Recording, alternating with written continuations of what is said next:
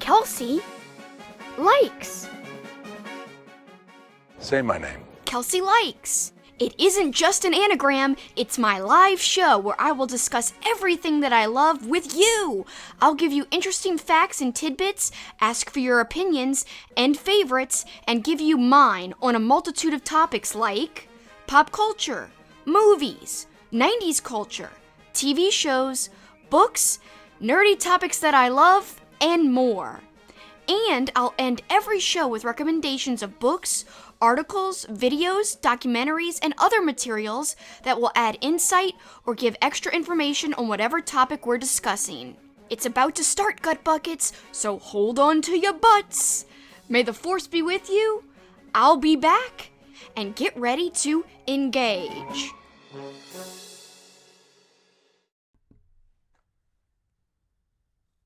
Hi, guys! Welcome to Kelsi Explains It All. And of course, this is the continuing series, Kelsi Likes 90s Family Movies. I'm so hyped for this show. I just want to show you really quick what I'm wearing, thematic. I'm repping a Mighty Ducks jersey from the movie The Mighty Ducks. This is, if you can see it, Charlie's jersey. Conway. See, Charlie Conway. Anyway, that was one of my Halloween costumes one year. We've got Good Guy Dave in the chat, Zach in the chat, aka Taker Kid. Thanks, guys, for joining, and thanks everyone who's watching right now. Just let's get into and talk about what we're going to be talking about today. So again, like I said, it's Kelsi Likes 90s Family Movies edition. And as you can see on your screen, Jumanji, Ferngully, Home Alone, Babe, Space Jam, even got a Batman logo right there, Batman Sub-Zero. We've got Pagemaster, Mighty Ducks, Hook. So many great movies, but that's not all. There's a lot of other great movies we'll be talking about too. And don't forget some other big name movies like Home Alone, a Goofy movie. Of course, we've got Heavyweights and Mrs. Doubtfire, all big names there. Really, really pumped up about that. And I don't want to forget some smaller name movies too that we will be talking about. Some of the movies included in this discussion tonight, a Rugrats movie, Fly Away Home, Batman, Mask of the Phantasm, Hocus Pocus, Jungle to Jungle, I should say. It Takes Two, Little Giants, Honey, I Blew Up the Kid, Muppet Treasure Island, Flubber, Indian in the Cupboard, We're Back, A Dinosaur Story, Matilda, The Iron Giant, The Witches, and The Paper Brigade. Lots of great films there. Those are some lesser known ones, but still good. And we also have some gifts to look at in the middle of the stream, which I'm really excited about. So I can't wait to get to looking at those movie gifts that I have in store for you guys. So let's take a look at our first poll. Again, we started with 64 movies, and we're going to wind up with a final of 4 movies by the end of this stream, and then at the very, very end, we'll reveal which final movie came out on top to be deemed and crowned the ultimate, the greatest family movie. So we'll see. We're going to get there eventually. I do want to make note before we get into the polls, some movies that were not included. Now, I couldn't include everything, obviously, guys. There's a lot of 90s family movies. It was a really, really busy decade for family movies. There's a lot of stuff being released, and that's a good thing for us kids who grew up in the 90s, and for people who had family in the 90s as well. All right, so movies that are not in the polls, unfortunately. Movies like Susie Q, Trading Mom, Just Like Dad, The Big Green, and I'm probably going to get some flack on that one. It's a shame I didn't include that one. I just couldn't include it in my little sports section of my polls. Disney's movie called Tall Tales, Curly Sue, Baby's Day Out, Larger Than Life, which is a movie with Bill Murray and an elephant, Cats Don't Dance, Freddy the Frog, also called FR07, Small Soldiers, which is actually PG-13, so that's why it's not included. Even though Mrs. Doubtfire, we've talked about this many times before, Mrs. Doubtfire is PG-13, but it's included, and Small Soldiers is not, and yet they're rated the same. Whatever. I'm tired of justifying it. I just did it. Also, what else isn't included? Flipper's not included. And there's some movies that are not included, but I will talk about in a future stream because they were featured in bonus polls.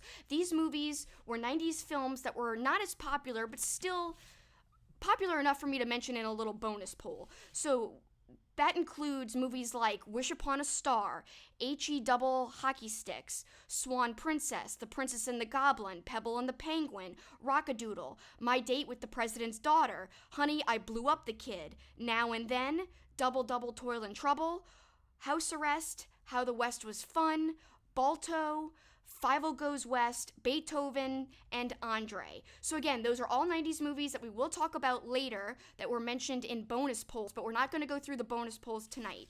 There's too many main polls to get through. And I do want to call attention, there are so many movies from 1989 that just missed this list. Movies that you guys might actually think are 90s movies, but they're not. Let me just shout out a few, and fear not. Although we cannot talk about them in these 90s family movie streams, we can talk about these movies I'm about to mention in future 80s streams, which I will do. So we're not just talking 90s here for all of time. Yes, I've got a very active series that's going to be ongoing, but I'm going to, put different topics in between these 90s film streams. So don't have any worries. We're going to get to some of these films, especially the first one I'm going to mention is Uncle Buck, 1989. It was released. One of my favorite John Candy movies. I'm going to definitely eventually talk about it. The Burbs, Little Nemo, Adventures in Slumberland, which is a very underrated animated movie, which was released in 1989. Honey, I Shrunk the Kids, Kiki's Delivery Service, The Wizard, Little Monsters, even Bill and Ted's Excellent Adventure, of course, was released in the 80s, or 89 in this case. Turner and Hooch, Troop Beverly Hills, Karate Kid Part 3, Ghostbusters 2, and also All Dogs Go to Heaven, which is a favorite of mine. I will do a stream about Teen Witch as well, but that's PG-13. That's the only one out of all the ones I mentioned that's PG-13. But Teen Witch is so campy and amazing, I have to talk about it at some point. And then there's some movies that are released in the year 2000s that we can't talk about, literally released right as the 90s decade ended and we were going into the year of the 2000s. So How the Grinch Stole Christmas, the live-action Tim Curry and Jim Carrey mixed is Jim Curry. That'd be a really cool person, by the way. No, I mean Jim Carrey, his live-action version of The Grinch. That was released in the year 2000. Snow Day, My Dog Skip, Chicken Run, Dinosaur, that really weirdly animated movie Dinosaur. The First Kid, and Model Behavior, which was with Justin Timberlake. Really funny, ridiculous, underrated movie. So again, we're not talking about all these movies I just mentioned, so I'm sorry about this, guys, but like I said, don't worry. We're going to get there eventually in a future stream one day. There's plenty of time in my future streaming career, I hope, to get to these things. I hope so. Let's take a look back in the chat. Tall Tales is a blast from the past, says Zach. Yeah, that's a really old school favorite. And I will say, before we get into the polls, another thing I do want to make note of, I did not include a lot of Disney movies in this poll. You won't see any Disney animated movies because that will be a separate future stream, and I'm going to do a separate bracket of polls where we're going to basically try to figure out what is everyone's favorite classically animated Disney movie. So again, that's coming in the future. I didn't want to mix that with this. To me, it would be too easy for Disney movies to win every poll it was in. So I just wanted to exclude Disney right there, especially animated Disney. And for the most part, anything that was super commercially successful, like Jurassic Park, didn't include it. It was a huge blockbuster. I felt like that would just steal the show, so I didn't include it. However, I guess you could say I'm cheating some aspects because Home Alone is included in these polls, and so is Hocus Pocus, so is Mrs. Doubtfire, so is movies like Hook. So really, I guess I kind of followed my own criteria there, but whatever. I felt like Jurassic Park, we're definitely going to talk about it. We might even do a whole separate blockbuster stream of all kinds of blockbuster movies, so stay tuned for that. But yeah, I just want you guys to know when I'm going through these polls and you think to yourself, well, hell, where's Little Mermaid or where's Beauty and the Beast? These are classic 90s films that were a huge part of everyone's childhood. Well, they'll be talked about later. I just didn't think it was fair to mix it all up. It's too muddying the waters too much, Nails says there was actually a trend of movies for a little while where people swapped bodies. There's often trends like that in movies. And yeah, that's actually a great idea for a future stream, is movies about people switching bodies, but their mind is still there or in a different body. So Freaky Friday, I feel like that's kind of what set it off a little bit, is you've got Freaky Friday the original, and there's of course Freaky Friday the remake. I really like the Freaky Friday movies, both ones. So again, yes, Good Guy Dave, All Dogs Go to Heaven. like I said, that is not mentioned in this stream because I believe, didn't I say it was 89? Yes, it's 89, so we can't talk about it in this stream, but we will in the future. Love that movie. It is a Don Bluth animated movie. If you guys haven't seen it, I highly recommend it. Don Bluth is a very underrated director slash animator, and a lot of people think his movies are Disney movies, and we'll get into that because some of his movies from the 90s are in these polls, and a lot of you guys will think they're Disney movies, but they're not. And we'll get there when we get there. Good Guy Dave is excited about a future talk about Kiki's Delivery Service. Of course, Uncle Buck, everyone loves that movie. How can you not love John Candy? Come on, he's amazing. All right. And Nails does say, it's my show, my rules, so I can make the rules and I can break the rules if I want to, but I do feel a little bad about doing that. But at least I'm giving you guys a heads up and an explanation. I think that's fair at least. All right, finally it's time. Dun dun dun dun dun dun dun. Let's get into the polls. Again, this is round 1. We started off with 64 movies. All right, so let's go to poll number 1. And here are some of my graphics, and they get a little bit more intricate as we go further into the polls. So again, round 1. This was already a very intense voting, because look, 905 total votes. Mighty Ducks versus Sandlot versus Space Jam versus Cool Runnings. And Sandlot comes out victorious, knocking out 2 huge favorites. Mighty Ducks doesn't even go into the second round, but I still had a rep. Alright, anyway, Space Jam does not even go into round 2. Sandlot here stole the show. Again, 33% of the vote they wound up with. That's first place for this particular one. Mighty Ducks came in third at 24%. Space Jam was second, 29%. And Cool Runnings, which you could kind of argue is barely a family movie, but I wanted to include a John Candy film, so I just threw it in there. Plus, I think a lot of 90s kids like Cool Runnings, so it's in there. Again, that came in last, 14%. 900 votes, that's pretty decent turnout for that poll right there. So I guess I can't argue with the results, but how could it beat Space Jam? How? I just don't know. And we'll talk a little bit later. I'll have some quotes and some gifts, like I said, like I teased. Already, Zach is surprised in the chat right now, saying, I can't believe Sandlot beat Space Jam. Wow, I know. And before I started my stream tonight, earlier today when I was exercising, to get pumped up for this stream, I listened to some 90s, movie songs. So I listened to songs from a Goofy movie. I listened to the Space Jam theme song, which is really an awesome song to get pumped up if you want to get into the 90s nostalgia mood, which is kind of ridiculous, whatever. And what else did I listen to? Oh yeah, a great song from Good Burger as well. So I tried to do some thematic listening earlier today to get ready for this. Josh is joining us in the chat. Thanks for joining, Josh, and thanks to all of you who are watching right now, regardless of if you're talking in the chat or not. I appreciate all of you. Again, vote 1. Before we move on, I want to just let you guys see this for a minute. Space Jam out. Goodbye. Mighty Ducks out. Sad. How could this be? And yet I still wore my jersey, like I said, because, I don't know, why not? This thing was expensive.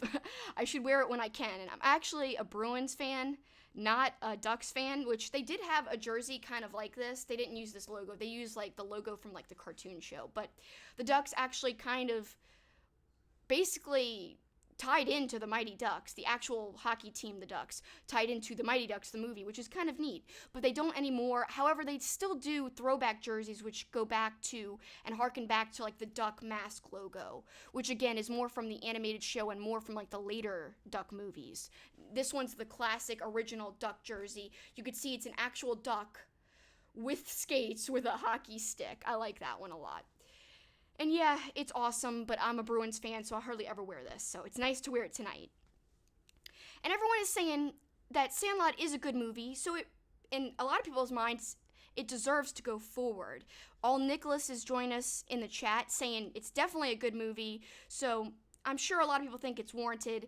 Now I do love it. There's some great Sandlot quotes. I will say it's not in my top 10.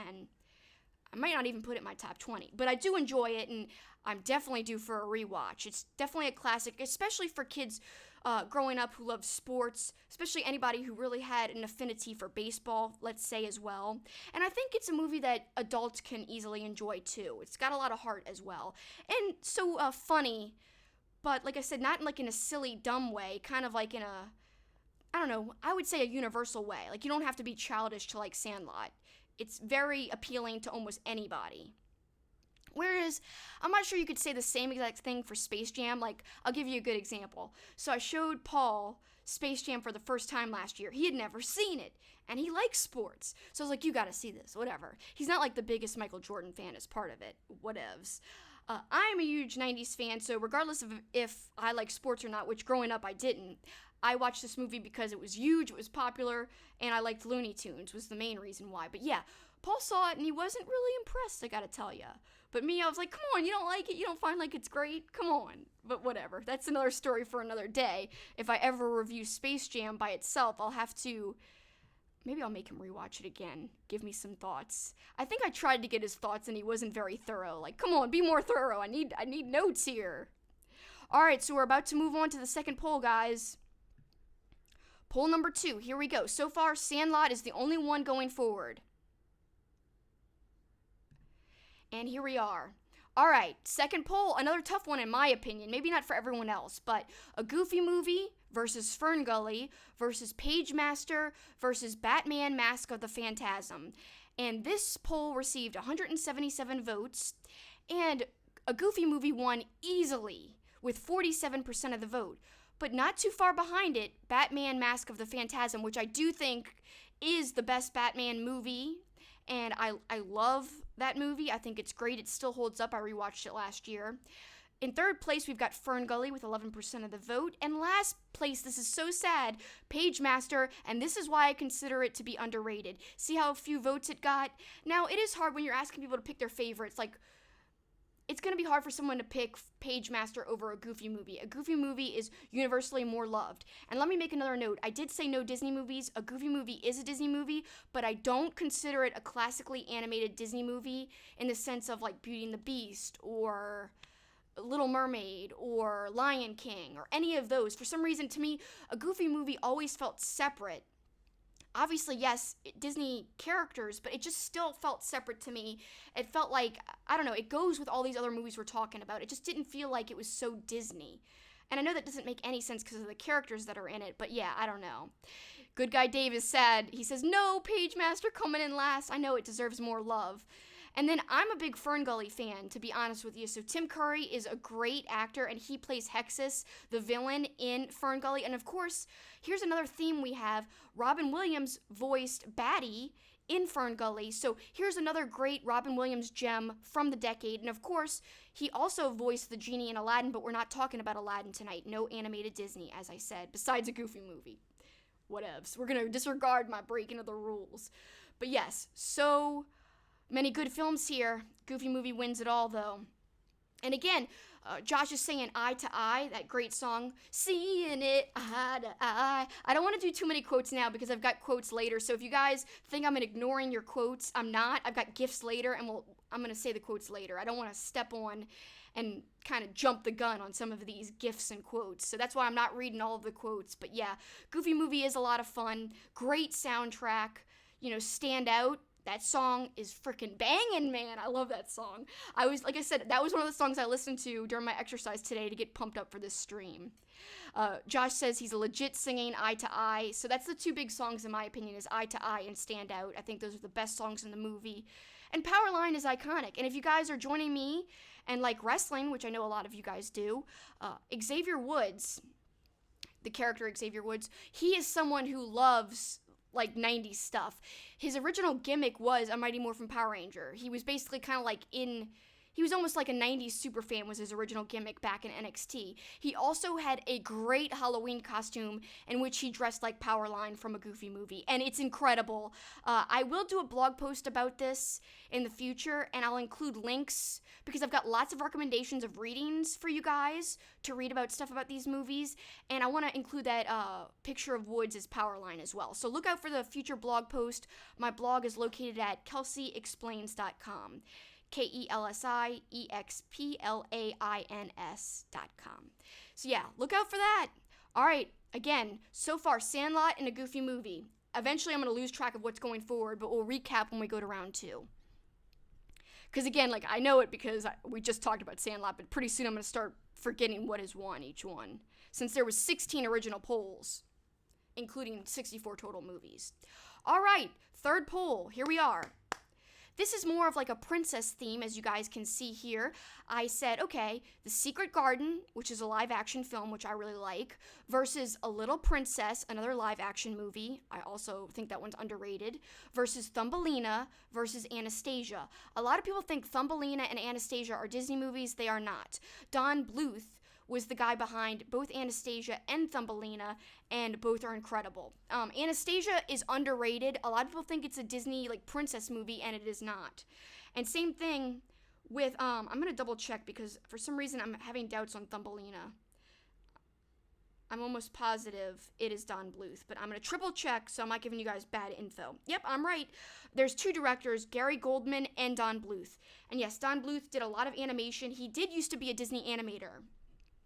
So if you see older Disney films when he was still working there, he was actually a very prominent animator. And there's some old school Disney films that to me look like his style. Like, I think Fox and the Hound kind of looks like his style a bit, and some other older Disney animated movies.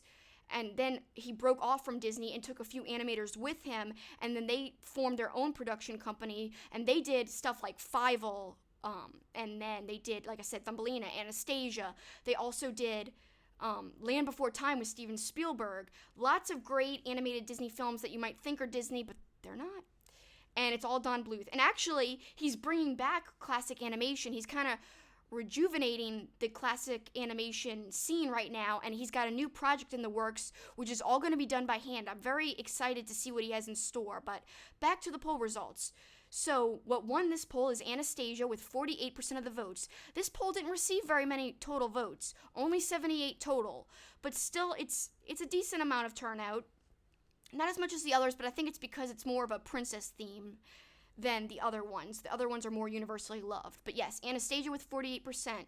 Second place, The Secret Garden with 37%. Third place, Thumbelina with 9%, and last, A Little Princess, which is a shame because it's really good. And I do recommend it if you guys like heartfelt movies. Little Princess, 6%. And yeah, Good Guy Dave says Anastasia has great animation. It does. It really, really does. And it's got a cool looking villain. In fact, I think the villain's voiced by Christopher Lloyd, who is a very active 90s actor, if you guys don't know. He did a lot of 90s stuff. He's not just a regular actor. And Zach is saying Anastasia is basically the movie based on a murdered Russian princess. And it's interesting that plot won the poll. Yeah, it kind of is. Kat says she hasn't seen any of these. These are all really feel-good movies, and I do especially recommend Thumbelina and Anastasia. And even The Secret Garden, I knew adults, like some of my aunts really liked that movie and watched it with me a few times growing up. All right, we're moving onwards. Poll 4.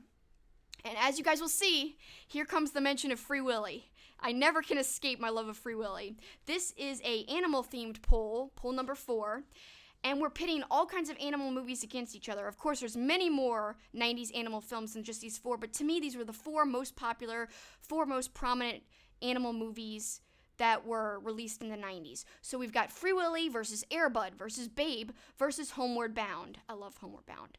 But I gotta say, I wish that Free Willy won this, personally. That's okay, though, it didn't. So, first place goes to Homeward Bound with 35% of the vote. There was a total of 165 votes in this one. We've got second place to Free Willy. Hey, second ain't bad, right? And then we've got third place to Babe. That'll do, pig. That'll do.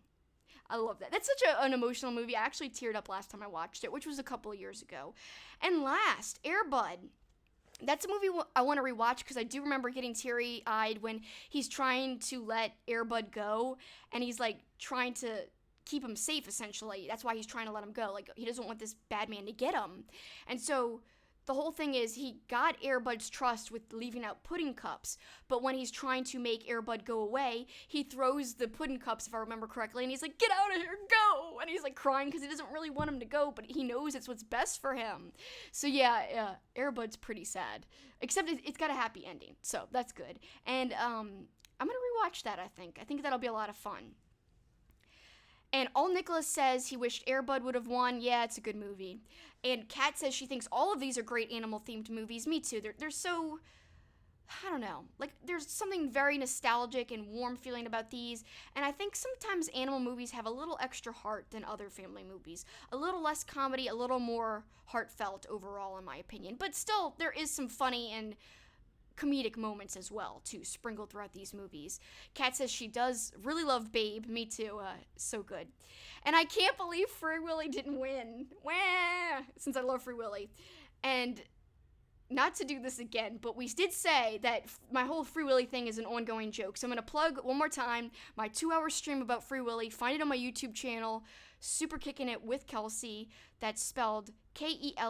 Just Google that, or search it on the search bar on YouTube, and you'll find my Free Willy video. I'm very proud of it, more than you could ever want to know about Free Willy. And also orcas, because I talk about the actual whales, and I recommend a lot of documentaries about orcas as well. So, and I call them a whale again, and I will reiterate, and I say this in my stream. First I say, okay, they're not really a whale, they're in the dolphin family, but everyone calls them killer whales because they've been known in the past to eat whales. They also eat sharks. Some species, not all species of orcas do that. But again, I just always end up calling them whales, but they're not. They're technically in the dolphin family. So if I say that, know that I know what the right thing is. I just keep saying it wrong for some reason. I even say it in my stream. If you go and find the stream, you'll hear me say it, and then all the rest of the stream, I'm calling them whales. It's probably because I meant to say killer whales, and I just say whales. So I'll accept defeat on that. I'm wrong in what I said, but technically right, because I know the right thing technically. Okay, here we go. Zell89 is joining us in the chat and says, unpopular opinion. Standout is greater than Eye to Eye. Also, Max's Powerline is greater than Powerline himself. I have to agree with you on Standout versus Eye to Eye. At first, I liked Eye to Eye better, but if you really listen, one, Standout is catchy as hell, and two, the lyrics are powerful and actually really inspiring. Someone could print out the lyrics and put it on a vision board and be like, yeah, I'm ready to conquer the day. I'm ready to stand out. I'm not going to sing it now. I'll sing it later. You guys get to hear my bad singing voice. I bet you can't wait. But yes, that's actually, you might be right about it being an unpopular Goofy movie opinion, but I actually think you're right. And I also do love Max's Powerline because it's just so iconic and fun. And I don't know, I think either version of Powerline's kind of cool, but yeah. Oh, All Nicholas brings up a great movie here. Charlotte's Web was a wonderful movie. I bet you it was released in the 70s or 80s. Because I know I would have probably put Charlotte's Web in this poll if it would have been applicable, but I bet you it's not. We're looking it up right now. This is the power of the flippin' internet and phones, too. Animated movie. Yeah, 1973, I was right, the 70s. It's such a powerful movie. I love the rat and how he gathers trash and stuff. I can't even remember his name, but of course that's based on an actual, story, a book. And it might be just a children's story, but I really like the movie a lot, and I'll have to rewatch that as well. And there's nothing that says that I can't cover 70s movies in my future streams as well, which I will do eventually. All Nicholas said they also made an anime Charlotte's Web too. Oh, I didn't know that. I know that they made kind of like a newer one. And Kat is agreeing Charlotte's Web is a classic. And yes, if it had been in the 90s, I would have included it because it's a great animated movie for sure. So again, here we have one last look here before I change polls. We've got the animal-themed poll with Homeward Bound taking the win. Not too surprising. That was shown a lot. I think it was shown more on TV versus Free Willy, whereas you only saw Free Willy and really liked it a lot if you owned it on VHS, I think. Then it might have, stuck with you and had a special place in your heart. Whereas Homeward Bound, I remember seeing that on TV. I didn't even own it on VHS, so I saw it on TV all the time. That's how I mainly watched it, not on VHS. All right. Poll number 5. And this one's kind of fun, and I'm very surprised at the result. So this one pits Jungle to Jungle versus George of the Jungle versus Man of the House versus Indian in the Cupboard. And at first it said nothing to do with each other, these movies. I grouped them together. I can't even remember why. I know obviously you could see the jungle theme with Jungle to Jungle and George of the Jungle. Otherwise, I have no idea. I just thought these were kind of mid-tier, I would say, 90s movies, and I felt like they all would go together decently well. They're not all super popular by any means. So we got 131 votes for this, And George of the Jungle somehow came out on top with 38% of the vote. Second place goes to Indian in the Cupboard, which I think is an underrated movie. It's got great life lessons. It's got a good heart. Terrible acting, kind of. The kid's really annoying, but also he's likable in some aspects and in some parts of the movie, but overall I do think he's kind of annoying. At least I remember last time I watched. I'm going to have to watch again. All these observations, for the most part, unless I rewatched it last year, these observations are from years ago, so some of these memories are kind of vague. But yeah, Indian in the Cupboard, again, second place. Third place and fourth place, they're both tied, Jungle to Jungle and Man of the House. Jungle to Jungle had some funny stuff in it, though. That, of course, stars Tim Allen. It's kind of a ridiculous movie. He has a son he doesn't know about, and the son wants to call himself Mimi Siku. If I remember correctly, very weird name. It's a very strange film. Martin Short's in it as well, if I'm not mistaken. I don't know. It's odd. And to back up a little, though, and talk about the winner, George of the Jungle. So, Brendan Fraser, it's definitely cheesy, but there is a hilarious talking monkey. And the best part of the movie, I remember watching it on VHS because I did own this one. And the funniest part is Brendan Fraser, or George of the Jungle, is like, he got his hands on, like, coffee grounds, I guess. So he's, like, eating the grounds because he doesn't really know how to make coffee. And so he goes, Java, Java, Java, Java, Java, Java, Java, Java. So he's, like, says Java so fast, like, I can't even replicate the Java, how quickly he says Java. And it's over and over and over again. And Josh says Java will always crack me up. Here I go, getting tongue twisted again. Kelsi streams, aka tongue twisting time, because I get all mixed up with words. But hey, it makes it more fun, right, guys? Hopefully it doesn't diminish too much. And again, I thank you guys for sticking with me. I'm so pumped about this stream. It is definitely about a year, maybe a year and a half in the making. A long time coming. These polls were released a long time ago. It would be interesting to see if I ever redid this and pitted different movies against each other, if one, there'd be more votes, and two, if the results, like I speculated in the beginning of the stream, would the results be different? Alright, let's look at our chat before I go any further.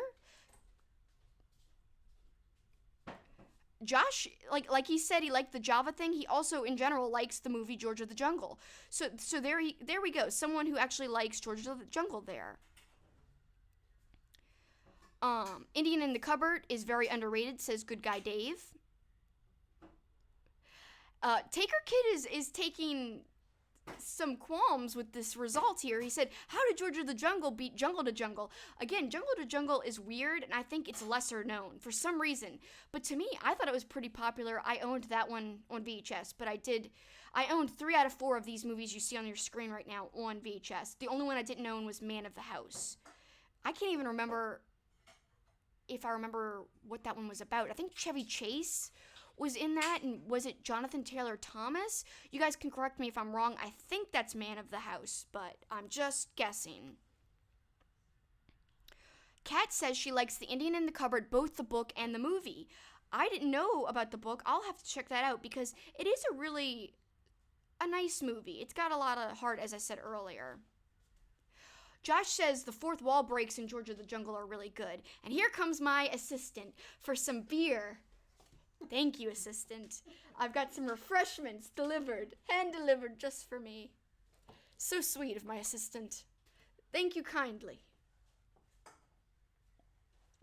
In case you guys are wondering, this is a nice Oktoberfest. It is from a brewery called Pontoon, which is in Georgia, says my assistant. So yes, I've got some nice refreshments. Wet my whistle. All right. Oh, Kat actually says Indian in the Cupboard was actually the first book in a series.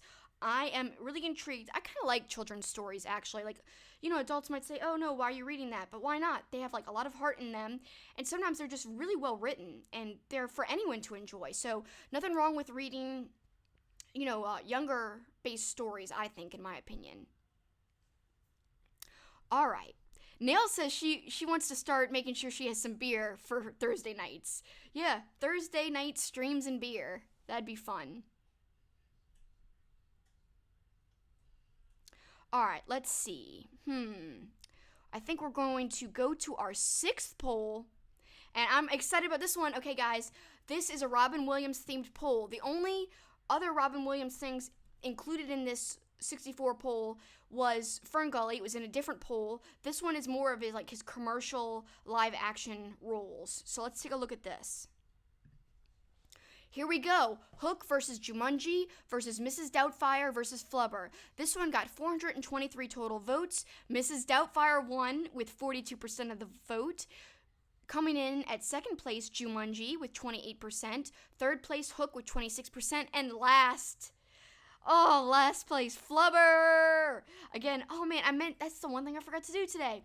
I was going to get a clip of me, childhood me. I have a video of it, me talking about Flubber killing me. And I have the little fake piece of Flubber.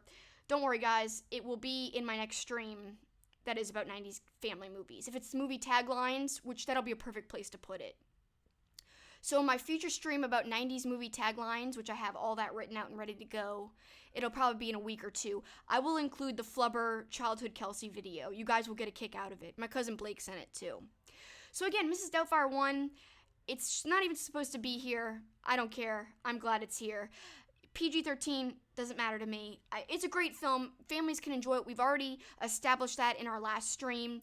And again, I am surprised though, because I thought Jumanji might pull out the win here. But yeah, I guess Mrs. Doubtfire just had that a little more diverse appeal, a little more universal appeal as well.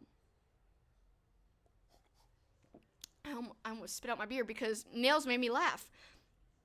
Her comment says, "This is the kind of poll that can cause a divorce." I know, right?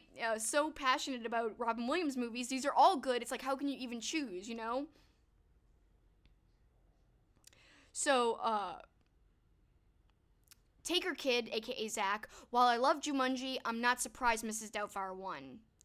Is Dead Poet Society not a 90s movie, Zach asks. Well, it is a 90s movie, I believe, but it's not a family movie, I would say. I think it's more commercially successful, more like an award-winning type of movie. I think one of the things you could say about this set of movies in these polls is that almost all of these movies aren't really award winners, per se. They're more like, I don't even know how to describe the category. I would say comfort movies more so. Whereas I think of Dead Poet Society as like a prestigious movie. A movie that you'd watch and you'd be like, this is one of the greatest movies. This could be on Best Movies list. Most of these movies, with the exception of a few like Mrs. Doubtfire, I feel like wouldn't be on greatest movies lists in terms of the way they're made. Classic movies that movie reviewers would pick out among other movies. So yeah, that's why I didn't include movies like Dead Poet Society, because Robin Williams did a lot of non-family movies in the 90s as well, but I just didn't include those here because, again, too commercially successful. Even though Mrs. Doubtfire was, I just feel like it was more family-oriented and more casual versus some of his other stuff. Okay, and on we go. We've got Dre back in the chat. Hey, thanks for joining, Dre. Appreciate you. And we're all talking 90s family movies. We've talked about so many already so far. And again, we're only about 6 polls in. We still have a whole bunch to go. And yes, so out of all the Robin Williams movies on this list, Mrs. Doubtfire is the one to succeed and win. All right, we're going to poll number 7 now. I think a few people will like this. This is some corny and fun and just feel-good type of classic kid movies. If you were a kid in the 90s, chances are you would have seen these movies. Having something to do with video games, a lot of them, cartoons, a lot of them, and also comic books, a lot of them. That's kind of like the common theme on this poll right here. So we've got Super Mario Brothers the movie versus Batman Sub-Zero versus Teenage Mutant Ninja Turtles the movie versus Teenage Mutant Ninja Turtles 2 Secret of the Ooze. And easily, out of 183 votes, the Teenage Mutant Ninja Turtle movie won. Of course, the first movie won with 57% of the vote. Second place, TMNT 2. Third place, Batman Sub-Zero. And last place, 9%. That's sad. Super Mario Brothers movie, which is really bad, to be fair, but it's also a classic corny movie that I very much enjoy. The Goombas, or whatever their name is. Like, you know, when they're like, oh, like those, like, dudes with the small heads and the big bodies in Super Mario Bros. Movie. Oh, ridiculous. And again, so I kind of regret this now. I really wish I would have put Mighty Morphin Power Rangers the movie in the same poll as Teenage Mutant Ninja Turtles the movie and see which one won. In fact, I didn't do it as a bonus poll, but I might do it as a bonus poll to include in our little bonus poll discussion. My other bonus poll where I pitted two movies against each other was Home Alone versus Home Alone 2. Which one do you like better? So I have that one and the results done for that, but I don't have TMNT versus MMPR. We're going to do that, and I'll include it in a future stream. That'll be an interesting poll to do to see what wins. Dre says Super Mario Brothers movie, that's his fave, and he's a Nintendo fan, love Mario. Yeah, I like Mario games personally. Those are my favorite video games. Very easy to play. Just it's a good set of games for people who don't know what the heck they're doing like me. So that's why I like that. All Nicholas thinks that Power Rangers would beat Teenage Mutant Ninja Turtles, but I'm not so sure because I feel like TMNT is pretty popular. I don't know. Cowabunga, dude! Yeah, I mean, again, so I was not a huge Teenage Mutant Ninja Turtles fan. I liked Power Rangers a lot more growing up. I was huge into Power Rangers. As an 8-year-old kid, maybe 7-year-old, I dressed as, and this is so weird, most people dressed as Kimberly. I dressed as Jason the Red Ranger because I really liked the color red. I really like the color blue, but I just like Jason as the leader a lot, so I dressed as Jason. And then later, at one of my Halloween parties later in life, I recreated that costume and made it as an adult. Like, I made it with, a unitard that was red, and I sewed patterns onto it. And my friend Teresa was Zach, the Black Ranger. So we were Zach and Jason as older adults, or young adults, I should say, because it wasn't, it was before now, but it was still in my early 20s, so I was somewhat an adult for the most part. But yes, I am very surprised here. I'm not surprised that second to last, Batman Sub-Zero, it's not the best Batman movie. I would say Mask of the Phantasm, if it was in this poll, it would have been a lot higher. But because it's Sub-Zero, which I enjoy, I did rewatch it recently, last year, I do think it's good, but it's definitely not as good as the other famous Batman movie, Mask of the Phantasm. Nails says the Turtles movie was the first time I saw it as Ninja, and the cartoon was renamed Hero for us kids in Britain. That's so weird. And, Nails has suggested that I should do differences between countries, things that are different here in the U.S. versus, Britain and overseas and stuff. That would be an interesting stream. I'd have to do a lot of research on stuff, but that is fascinating. I had no idea they kind of called it Hero instead of, Ninja. That's crazy. Josh is saying Mario is iconic. Kat is saying she remembers my Power Ranger costume because she was there at that party with me at my family's party. So that was a lot of fun. Good times. Good times, Kat. I remember, I think you and Barry were zombies. I think. I remember you guys had fake blood. I'm pretty sure. That was a lot of fun. Oh, this is funny. Josh said he just watched that Teenage Mutant Ninja Turtle movie last night. Splinter was always his favorite.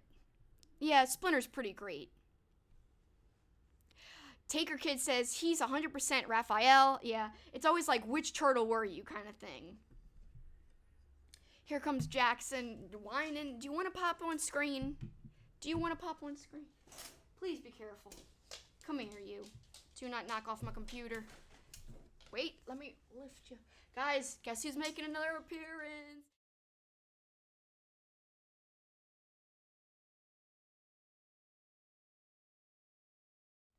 There you go. There he is. Roof. He's wagging away. And he's looking right at the camera, too. Hi, Jax. There you go. Good boy. He's starved for attention. Starved.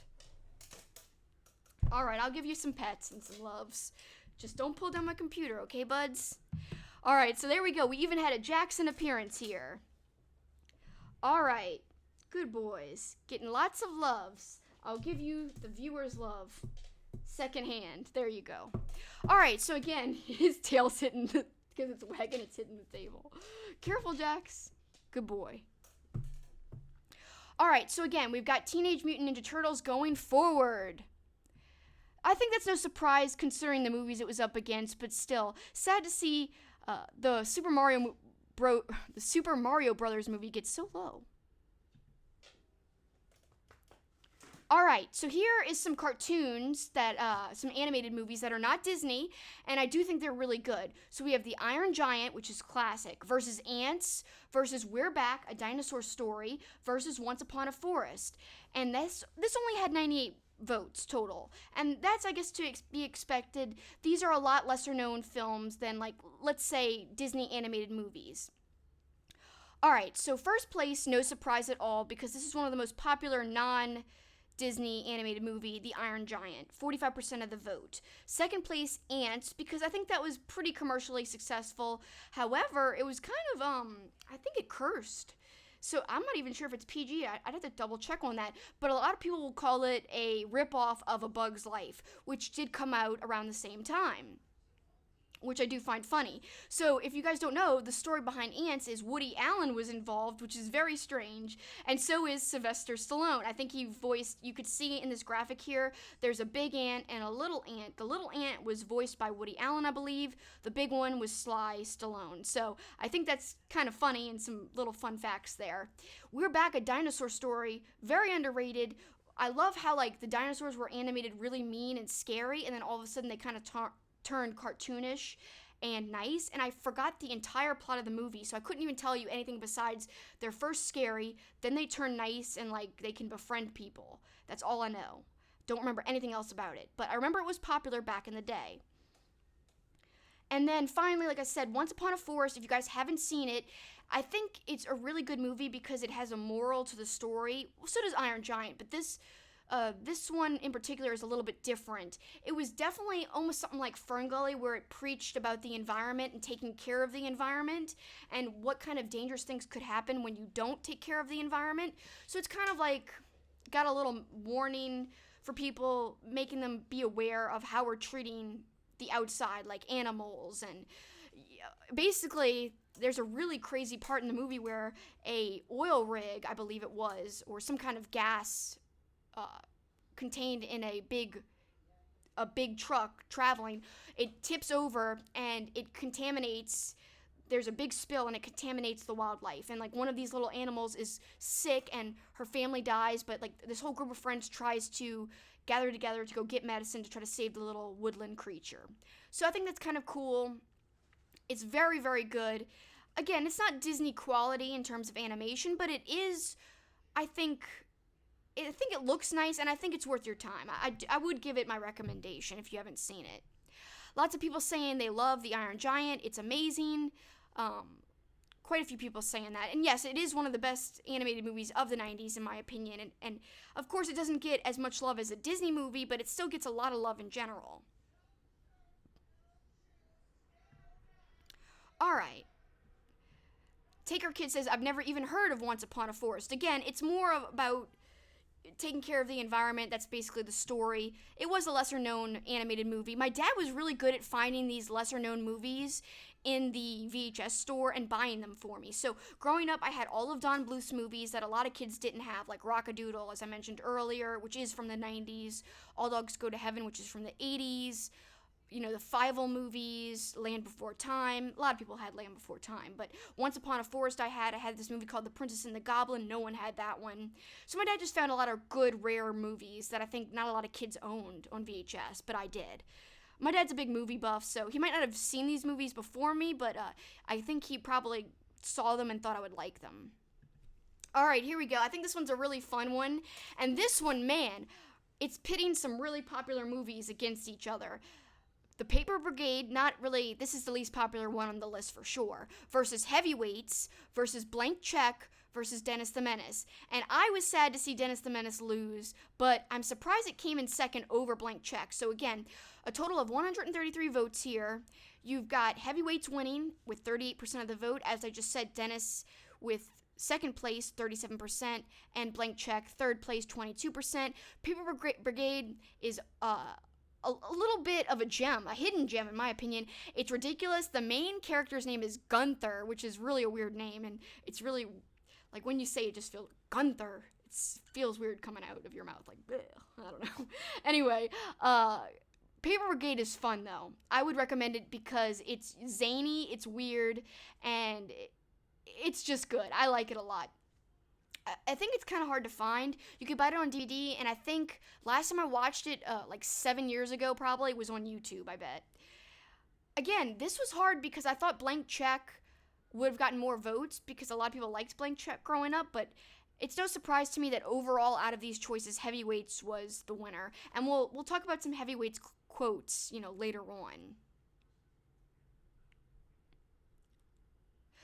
And yes, this is a fun fact. Thank you for reminding me of this, Zach. The Paper Brigade, the villain was the guy who played Freddy Krueger. Yes, I think it's really cool that he's in the movie as, he's not really a real villain, but he's the villain in the Paper Brigade. So I think that's kind of cool. It's a fun little horror tie-in. Josh says, Heavyweights, I'll never forget when I had Snapchat and that ending when Ben was defeated, unnecessary backflips. Oh yeah, when he does the backflips in the glass and stuff. Oh my god. So gross. When he's walking on glass, you guys remember that? Oh, it's so hard. Now here comes a Nickelodeon-themed movie poll right here. Dun dun dun dun dun dun dun. And I believe this is poll 10. So we've got 5 more after this one in round 1. All right, again, we're still in round 1. This is Nickelodeon-themed plus randomly Mighty Morphin Power Rangers. Harriet the Spy versus Good Burger versus Rugrats versus the Mighty Morphin Power Rangers, the movie. All right, so I'm not surprised that Good Burger won here. There was 137 total votes. Good Burger won 41%. And second place, barely, because it's only 1% difference between second and third place, Mighty Morphin Power Rangers, second place. And third place, 26% of the vote, Rugrats. Last place, and this is a travesty, Harriet the Spy. But I guess it's no surprise she's up against, and the movie's up against, some really intense competition here. But Harriet the Spy, I can't say enough how underrated this movie is, and it's good. It's one of the better kids' movies in terms of you could watch it and really enjoy it as an adult even, I think. You've got Rosie O'Donnell is kind of like the bigger name star in this movie, and it had a lot of life lessons in it, and a lot of weird stuff too in it. And the kids were super mean in some of this movie. But here's a little fun personal story, if you guys don't mind me going on a little tangent here. As a kid, I loved that movie so much. I did love the Power Ranger movie too, but Harriet the Spy, I wanted to be her. I had a little notebook, and in the movie, she writes a letter on each page and flips through it, and it's like a secret message to herself, kind of. And I used to do that, write letters on the edge of pages and flip through it just like her. With the VHS, you got a little bonus thing when you bought the VHS, and it was 2 invisible ink pens. One was yellow and one was white, and so you would write on a piece of paper with the white pen, and to be able to see what you wrote, you would color it over with the yellow pen. I believe that's how you would do it. I could be reversed on the order of which pen you wrote with first, but I used those pens that I got with the VHS all the time, and I played Harriet the Spy with my cousin Dana. Literally, we'd be like, let's go spy on people, Harriet the Spy. So we'd go and we'd literally go outside and sit there and look at our neighbor's house, or my neighbor, because she was over at my house, my cousin Dana. So it was my neighbor's house. We'd sit there and take notes at what the neighbor was doing. I remember one time we were like, oh my god, the neighbor's coming out in his underwear, the old man. We're like, old man in his underwear, ah! And then we wrote it down. It was so dumb. Anyway, good times. I really wanted to be Harriet the Spy. I love the idea of her sneaking around, her cool tool belt, her cool and classic yellow raincoat she always wore. I just liked her style a lot. It was a great character. Catherine said Harriet the Spy is one of her favorite children's books. So good. The movie was decent, but the book is definitely better. Well, I love the movie so much, but I do want to check out the book now. Especially when you give it praise, I'm always apt to try to check out the thing you're praising because I value your opinion, Kat. So I'm definitely going to check that out because if it's better than the movie, then it must be really good. And I love the story, so I'm sure the book's great. Josh, bless you. Jackson's right next to me sneezing on me.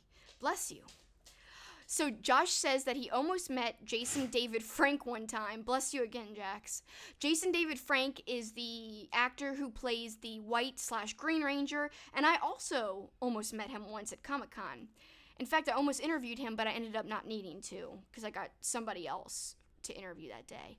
But it would have been cool to meet someone who I looked up to as a kid. But again, to me, I always thought the Red Ranger, not the one in the movie, but the one in the show, Jason, the original Jason, the original Red Ranger. I always thought he was the classic leader. I didn't like the idea of Tommy, aka played by Jason David Frank. I didn't like him taking over as leader. I was like, no! Red Ranger will always be the leader in my eyes. Catherine said, yay, Good Burger won, so she's happy about that. Yeah, Good Burger's a lot of fun. It's so silly and ridiculous. And again, I was listening to some music from Good Burger earlier, and it was a lot of fun while I was exercising to get pumped for the stream. Of course, we can't mention Good Burger, Dre says, without saying, welcome to Good Burger, home of the Good Burger. May I take your order? I can't even do that. But I can't do it good at all. Jeez, am I fail. So yes, I love that movie. I actually love almost every movie listed here. I will say the one movie that has gone downwards in my eyes is the Rugrats movie. As a kid, I loved it. If you asked me to compare it to how I feel about it now, I would say I lost most of the respect for it. I'm just not a big fan of Dill, and also the movie changed the animation style and the dynamics of the whole show going forward after the movie. But at the time, I loved it as a kid. But yes, I'm not a huge fan of it today. As a kid, yes, loved it. It is what it is. I didn't really care about Dill being there. But like I said, though, the one thing that stayed the same when I was a kid to now was I kind of stopped watching Rugrats after the movie. Not on purpose or anything, it just, I kind of got out of it after that.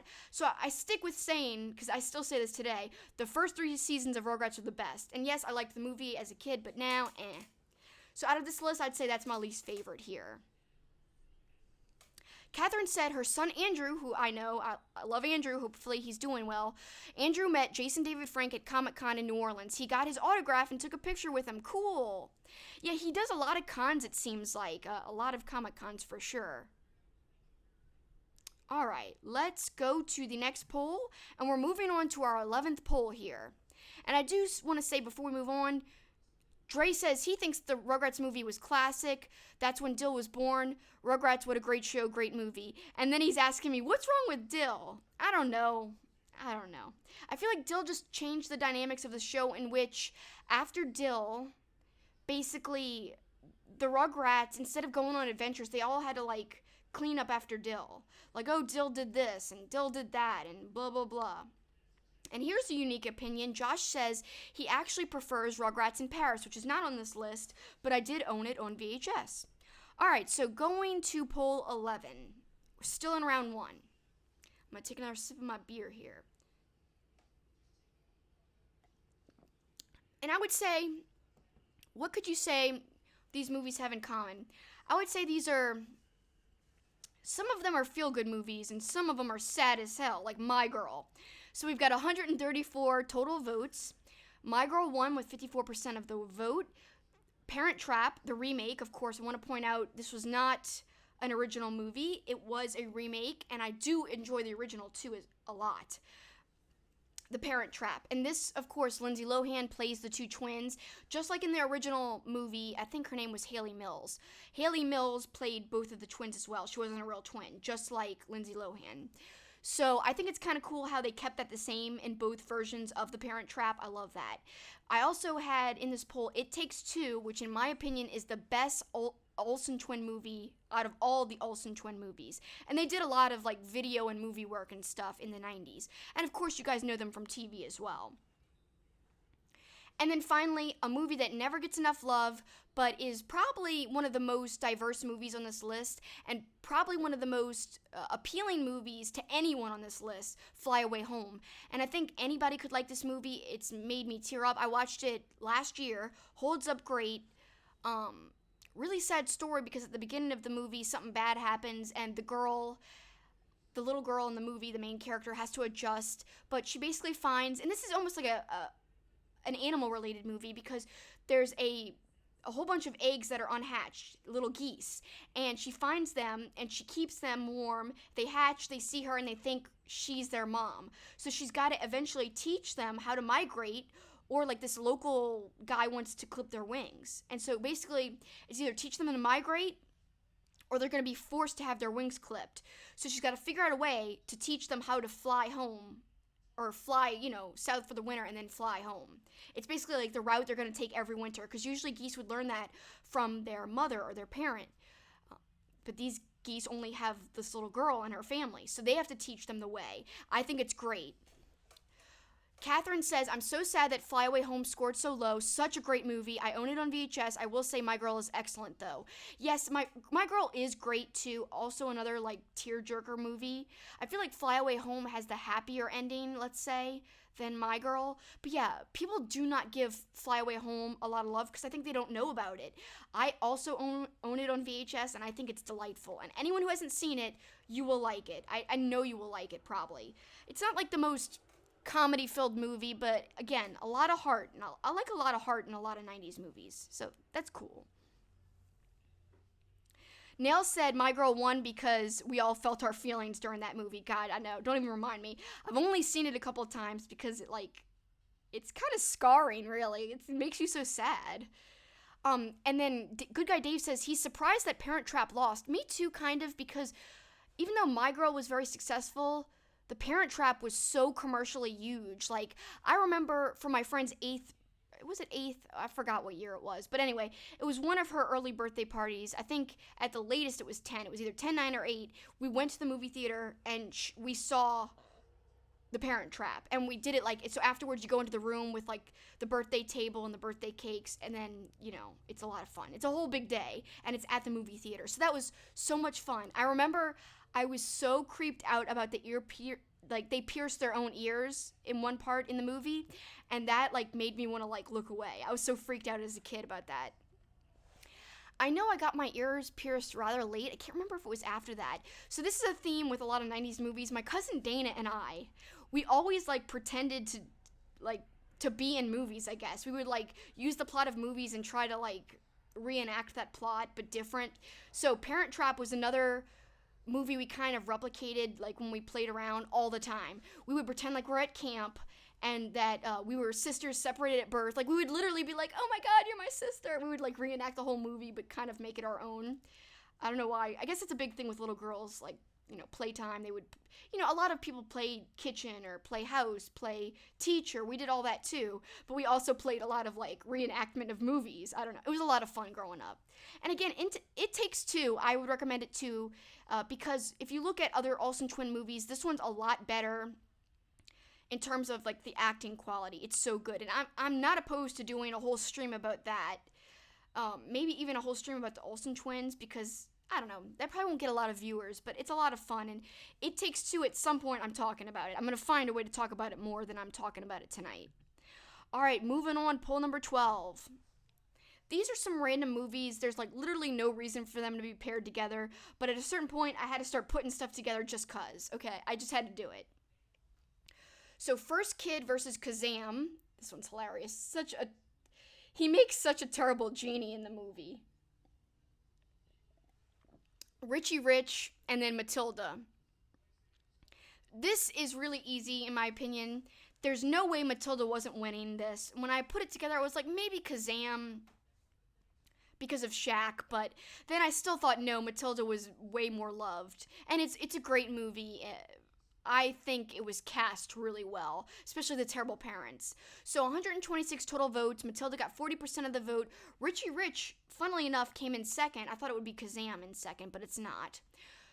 20% to Kazam and 9% to First Kid. In fact, I've got to make a note about something while I'm thinking about Kazam. I'm not going to tell you guys what it is. It's a surprise for later, for a different stream. There's a really great part in Kazam that I just remembered. I don't want to forget about it. And it's going to be on my top 5, or maybe even an honorable mention for my top 5 category, but a different category. All right, let's look at the chat here. What are people saying? It's a shocker to see. So we were talking about My Girl, and of course Macaulay Culkin is in that. And, Nails is saying it's a shocker what happened to Macaulay's character in that movie because he was so popular. You didn't think what happens to him would happen, but it does. And then here we go. Richie Rich is another movie with Macaulay Culkin. He was so big in the 90s. He did so much work. Again, even though it's 89, we mentioned Uncle Buck, Macaulay's in that too. Good Guy Dave says, I love Kazam even though it's silly. It is silly, and the kid is, if I remember correctly, pretty terrible. The character of the kid's kind of mean. But I know he's had a hard childhood, I believe. Again, I have to rewatch it to get more of the details, but yeah, it is silly, but it is fun. So I'll give you that for sure. All Nicholas says, Kazam was alright. Kat says you have a wonderful imagination. Well, I certainly did when I was a kid, but thank you, Kat. I think I still have kept a lot of my imagination. I like to come up with fun, creative things, even to this day. All these movies were just alright. Yeah, I guess that's the one thing you could say about these movies, but I think Matilda shines against the rest because it definitely, in terms of commercial success, was probably the best out of this grouping here. Josh says, Matilda was an iconic movie. Watched that movie at my grandma's house all the time. Still miss my grandma. Aw, so glad you got to enjoy it with her, though. That's really cool that it's something you guys shared. I have a movie like that with my grandma. I call her Mama. It's like a Cajun word for grandma. And so we'll talk about that. We haven't revealed that movie yet, but I'll talk about it.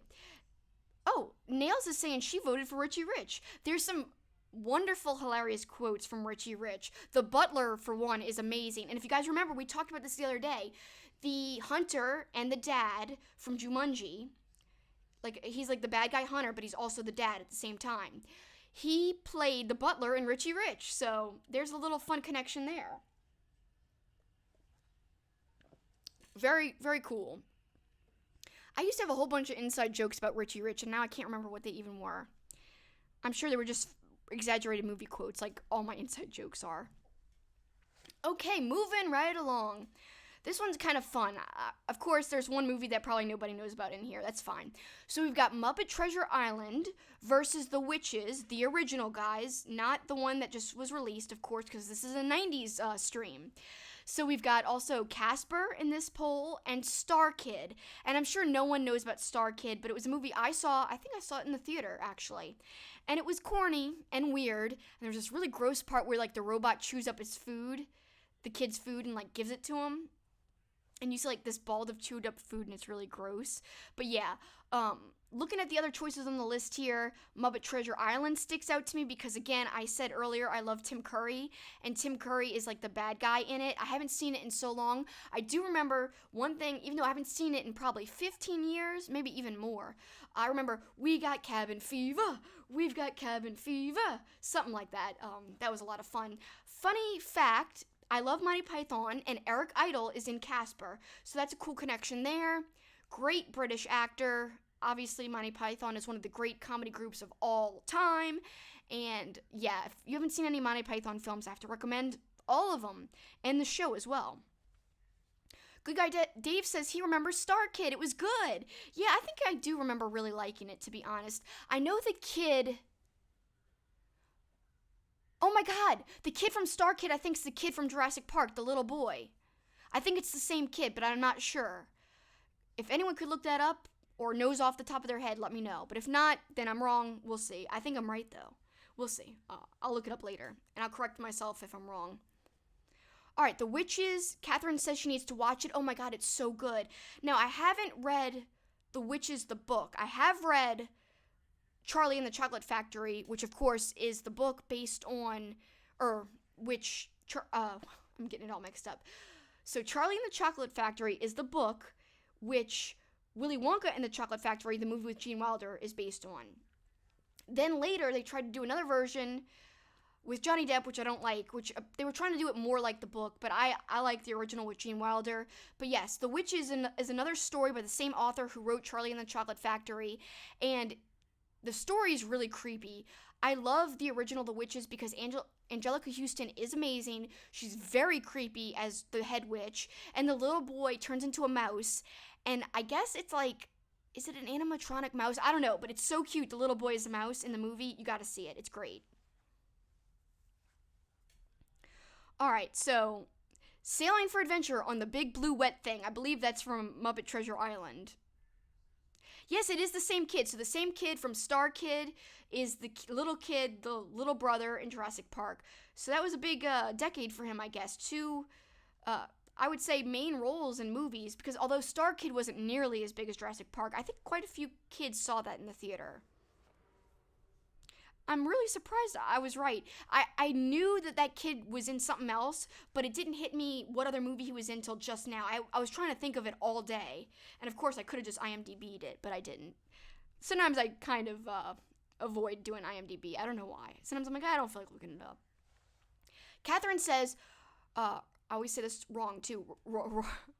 Dahl, I'm just going to say his last name. Dahl is a fantastic writer. He wrote awesome books and a terrific short story called The Landlady. Yeah, I've read a few of his things. Like I said, mainly Charlie and the Chocolate Factory, but I definitely want to read more. In fact, I think he's on some of my Goodreads list, some of his books that I haven't already read. So I can't wait to delve into more of his work for sure. All right, moving right along. We're almost to the last few of this first round. These are kind of like sports-related movies a little bit. We had more sports-related movies earlier, but here's some additional ones. Three Ninjas, which I've never ever seen, versus Airborne, which I'm not even sure if it's rated PG or PG-13, but it's a great movie. It's about rollerblading and hockey, and if you guys haven't seen it, it's a lot of fun. I would totally check it out. Versus The Next Karate Kid, which is The Karate Kid with Hilary Swank, which is totally underrated. I watched it about a year and a half ago when I was watching all of the Karate Kid movies. It's actually really good and a lot of fun. And finally, we have Little Giants in the poll too. This one received a total of 157 votes. Little Giants won, no surprise there. Rick Moranis, great actor. We talked about him in some of our recent streams. And that got 45% of the vote. Third place, which I've never seen, like I said, Three Ninjas, 34% of the vote. Third place, Next Karate Kid, 11%, and last place, Airborne, which is a shame because it's really good. As you can see in this picture here above me, you've got Seth Green who's in the movie, and it's a lot of fun. It could definitely be PG-13 for all I know, but I do remember watching it as a kid before I was 13, so I'm including it in the poll. So, Nail says Rob loves Three Ninjas. Yeah, I've never seen it. I guess I'm going to have to watch this movie. Everyone keeps talking about how great it is. Josh is saying it's on Hulu, watch it. But he's also saying he's happy that Little Giants won. Dre is saying Little Giants is a good movie. It really is, and there's a lot of chemistry there, a lot of great actors, and the kids are so good. You know, some 90s family movies, the kid actors, they're not the strongest part of the movie. In Little Giants, the kids shine. They do a really great job. They really cast this movie very well. And it doesn't hurt that Rick Moranis really is just so charismatic and so funny. He's just such a great actor. And again, I'm glad he's coming back to acting. Taker Kid says, Seth Green's haircut in that picture above my picture right now, where I'm pointing. Yeah. His haircut, that is all. So he's calling attention to that weird haircut. It's like long, parted in the middle. Kind of strange. Some people might not even realize that's Seth Green, but it is. Alright, so that was just a fun, random poll. Some movies that popped into my head. Here's some more sports movie, mainly baseball-themed movies here. We've got Angels in the Outfield versus Rookie of the Year versus A Kid in King Arthur's Court versus Little Big League. And I will admit right here that I've never seen Little Big League. And I know people are like, you've got to watch it. And I'll check it out for sure. I haven't seen A Kid in King Arthur's Court in years. I can't even tell you hardly anything about that movie. I do remember watching it when I was younger. So here we go. Let's look at the results. 137 total votes. We've got first place, of course. This is the most popular kid baseball movie, I think. Angels in the Outfield. You know, the classic flapping of the wings. Christopher Lloyd is also in this movie. We talked about him being in a lot of these 90s movies, and here he makes another appearance in this movie right here. So, like I said, first place, Angels in the Outfield. Second place, Rookie of the Year. I do remember that movie. That got 28% of the vote. Third place, Little Big League with 19% of the vote.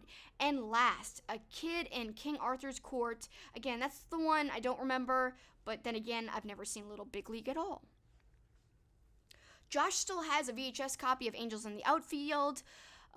All Nicholas says it's classic, all these movies. Taker Kid says Angels in the Outfield deserve to win this. It's a really great movie. I love that movie.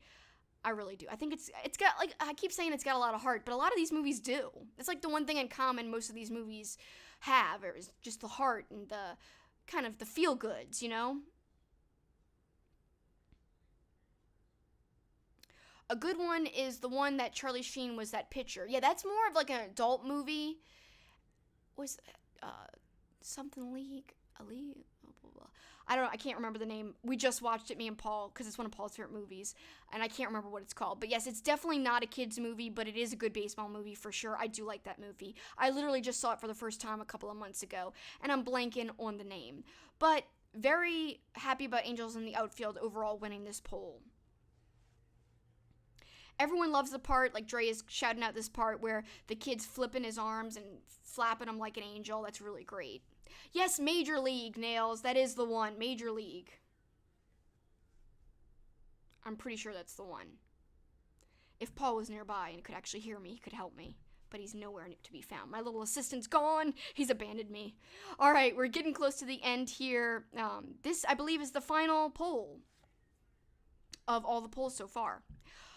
In the first round. So final first round poll here. This, obviously, as you guys can see, it's holiday themed. We've got 3 Christmas movies and 1 Halloween movie, and I broke my rule about Disney again. I just thought, okay, this Disney movie, I think, fits in with 90s kids movies, and, even though I tried to, there are some Disney movies here and there throughout all of these polls that I posted, but, I tried to keep them, very few and far between, but I felt like I couldn't, if I'm going to do a holiday-focused poll within the polls, I couldn't leave out Hocus Pocus. Alright, so we've got the master holiday movie, one of the greatest of all time, in my opinion. Home Alone versus The Santa Claus versus Jingle All the Way versus Hocus Pocus. And Home Alone won with 349 total votes. Out of all the votes, it won 58% of those votes. And let's see, what came in second? Hocus Pocus, very close behind, with 17% of the vote. I say close, but as in it didn't finish last. So Halloween getting some love there. And of course, it's a great movie. Me and Kat just talked about it in our Zoom call conversation that's on my YouTube channel. Again, you could find that at Super Kickin' It with Kelsi, Kelsi. So third place is Jingle All the Way, which I'm surprised it beat The Santa Claus, but I'm happy because a lot of people don't really talk about Jingle All the Way, and it's a great Christmas movie that doesn't get talked about enough, in my opinion. Arnold Schwarzenegger is great in it. He's funny. So many funny parts. And of course, you've got Phil Hartman in it. R.I.P. I love him. Another person gone way too soon. And again, like I said, last place, The Santa Claus, which is surprising because it was pretty commercially successful, but people obviously not giving it the love here. And although I said no blockbusters, yes, Home Alone is here. You can't have a 90s movie poll without Home Alone, though. It's like, it wouldn't be real. Catherine says, not surprised Home Alone won. Glad Hocus Pocus at least got second place. Yeah, it's really a great movie, and I'm glad it didn't finish last or anything like that. Josh says, Macaulay Culkin was a special guest on the Angry Video Game Nerd YouTube video. I think I've seen that where they play like Home Alone video games and it's a lot of fun. I think I saw that. So yes, Kelsi's rules, that's what the whole thing, this is based on my rules. I tried to be fair though, even though it is my technical rules. Dre is saying he's surprised about The Santa Claus because it was a good movie and yet it still came in last. Taker Kid saying Phil Hartman deserved better than to be murdered. Yeah, it's such a sad situation, and he was so funny. And if you guys are Pee Wee Herman fans, he worked on the show, Pee Wee's Playhouse. He was Captain Carl. A lot of people forget that. He did have to stop guesting on the show because I think that's when he moved to SNL. And actually, him and Paul Reubens had a falling out after that, unfortunately. So that kind of sucks, but I can't remember if they made up later in life before Phil died, but either way, it's sad that we don't have him anymore, and he has a very funny character that he plays in Jingle All the Way. So if you haven't seen any of these, I would recommend all of them to you guys.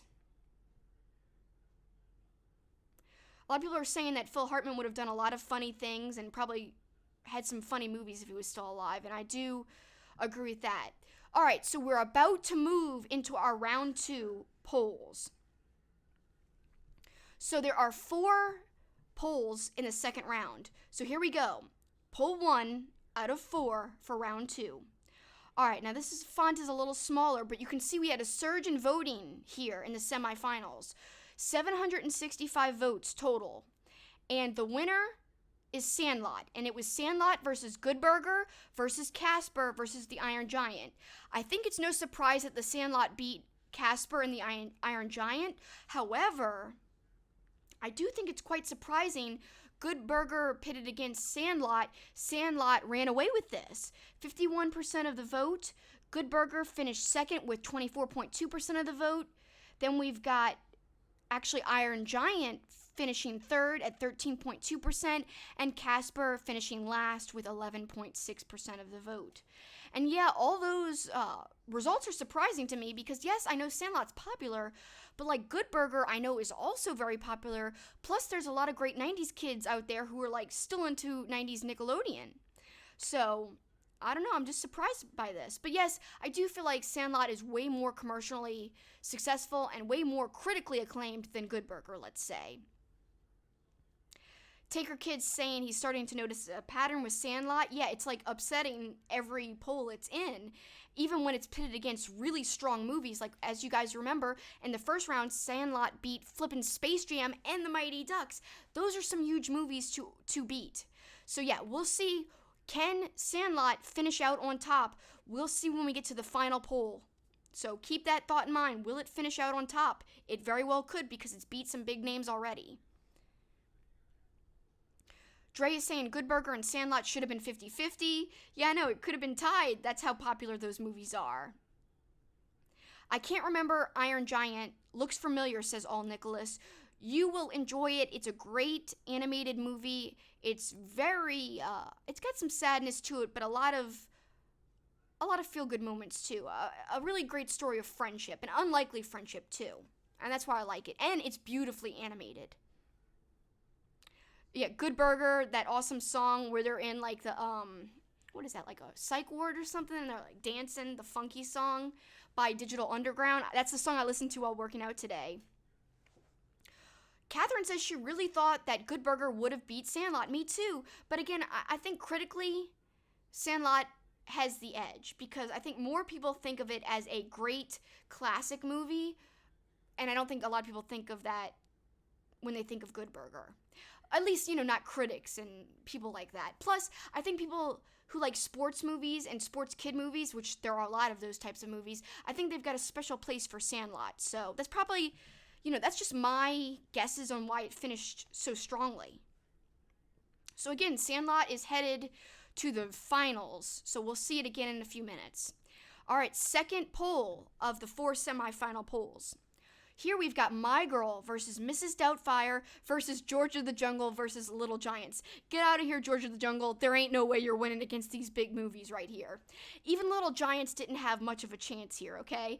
I love Little Giants, but I knew when I was pitting these movies, I was like, there's no way. But I had to pit the movies against some other movies, so no matter what, there was going to be a popular movie against like a way lesser popular movie. It's just kind of unavoidable in a poll like this. So, 147 total votes. Mrs. Doubtfire wins with 51% of the vote. Second place, this is surprising though. So, although Little Giants didn't win, it came in second, which is a big deal in a poll with so many big names. I thought maybe My Girl would come in second, but nope, it's Little Giants with 21% of the vote, a little over 21. Then we've got in third place My Girl with 14.3% and George of the Jungle last with 13.6%. So that's some interesting stuff right there. Of course, I still can't remember how to say hello like Mrs. Doubtfire. All I have in my head is how Jerry says hello from Seinfeld. Well, hello! Hello! I still can't do it. Why? I should have watched a clip of her saying hello today. Her/him. Robin Williams as her, I should say. Mrs. Doubtfire is just smacking these other movies around. I think it was kind of, I think people probably figured that it would wind up going to the finals here. Dre is saying Mrs. Doubtfire tops all of them. I mean, come on, it's Robin Williams. Yeah, I know, and rest his soul. So far, Good Guy Dave says this poll has his favorite background. Look at the cool, like, orangey colors and everything. So yeah, I did like a bluish color for the first background of the first round, orange for the second round, and then for the third round, it's another bluish type of color. But yeah, this one, it's got some cool pictures here. I like all the pictures I chose. A lot of fun making these graphics. Hope you guys have been enjoying seeing the pictures from the movies as much as I could try to put them in there. Some of the early polls, I only put like 1 or 2 pictures of the movies out of 4. These, I was like, I've got to put a picture of every movie somewhere in it. As you can see, this is a great picture of Mrs. Doubtfire above me with the cake on her face where she's pretending like it's face cream. Awesome part of the movie for sure. And I love that you could see over there on the other side, you could see the My Girl poster, which is a very nice poster. All right, 2 more polls and then we get to the final. All right, here we go. Semi-poll number 3. Another hard one here. Well, only 2 out of the 4 I think are hard to decide between, but it's not up to me. It's up to you guys, and it was up to the voters. So we had Teenage Mutant Ninja Turtles, the movie, Matilda, Anastasia versus a Goofy movie. And this got 374 total votes. And of course, our Turtles won. TMNT movie won with 61.2% of the vote. Then in second place, I can't believe this didn't win because again, this was another popular movie, but Teenage Mutant Ninja Turtles was like a cultural phenomenon. So I guess it's no surprise that the Turtles won. But Goofy movie came in second, 23.5% of the vote. And Matilda came in third with 12%. And of course, the lesser known Anastasia was never going to win this, but it had to go in some of the poll. It had to go in one poll or another. So either way, it would have been against hard movies. It got last place with 3.2% of the vote. Not much at all, but a few votes. Little Jackson's whining, even though I was petting him. It's all right, Jax. All right, now on to our final semi-final poll in a second. I'm going to just check the chat real quick. We'll see what's in the finals. Nails is predicting that it's Mrs. Doubtfire and Home Alone getting high ratings in the finals. We'll see. We'll see very soon. Everyone's saying that they like the graphics. Thank you. So glad. Zach is saying turtle power. All Nicholas is saying cowabunga. TMNT beats Matilda. I cast a spell on this poll.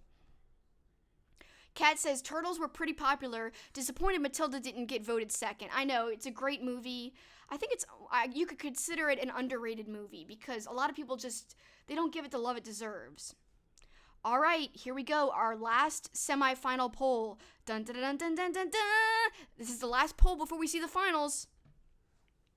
All right, let's take a look here. All right, we've got Heavyweights versus Homeward Bound versus Home Alone versus Angels in the Outfield. To me, all of these are big movies. Of course, it's easy to see that Home Alone won, but because it's so popular compared to the others. But all of these are pretty popular.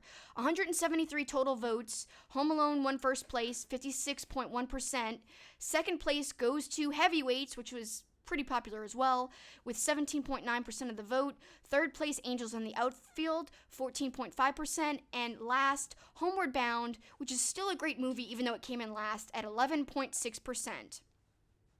The fact that movies like Heavyweights and Homeward Bound got votes over Home Alone is still impressive.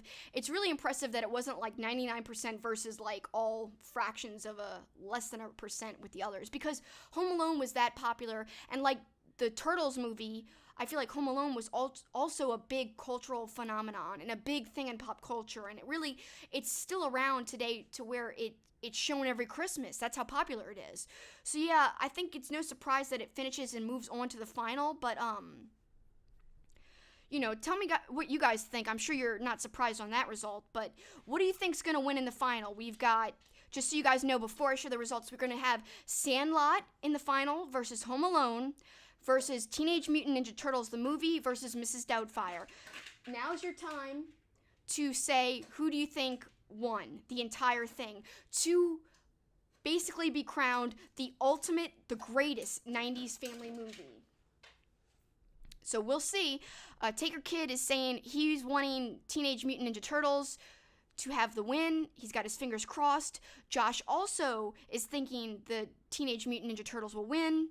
Kat's not surprised Home Alone is moving forward into the finals. Now, Dre is saying Home Alone, Home Alone, Home Alone, Home Alone. Come on, Home Alone. We'll see here. But first, just to make you guys wait even longer, and Kat is guessing Home Alone as well, I'm going to torture you guys a little bit here. Let's look at some gifts before we go to the finals. But let's take a look at these. Keep the change, you filthy animal. Of course, we've got Good Burger. Why? That's Keenan, of course. Then we've got the classic Powerline dance scene where Goofy and Max are on stage with Powerline. That's from a Goofy movie.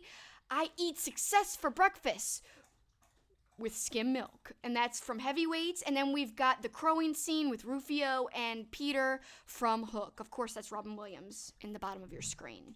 So we've got more gifts to look at, and we'll look at those basically after we look at our final results. So one more time, I'm just going to tell you guys the final 4 movies before we reveal the results. All right, so once again, before we get there, it's The Sandlot versus Home Alone versus Teenage Mutant Ninja Turtles, the movie, versus Mrs. Doubtfire. And just to give you guys a heads up, there was a total of 506 votes in this final poll to determine the ultimate 90s family movie. Here we go. Jackson is dying for attention. Here you go. Petting ya. We've got to reveal the results here, Jackson. Nails is saying Home Alone or Doubtfire is like choosing between cheese and chocolate. I just can't.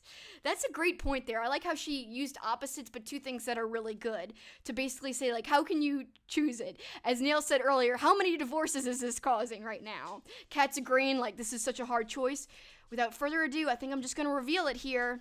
Dun dun dun dun dun dun dun. Who won? What's the ultimate movie? Bum ba bum.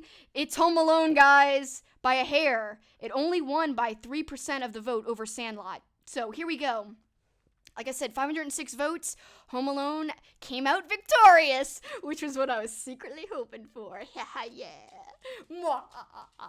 That's really terrible to have like a secret hope for the winner. But I promise you I tried to be fair with these polls.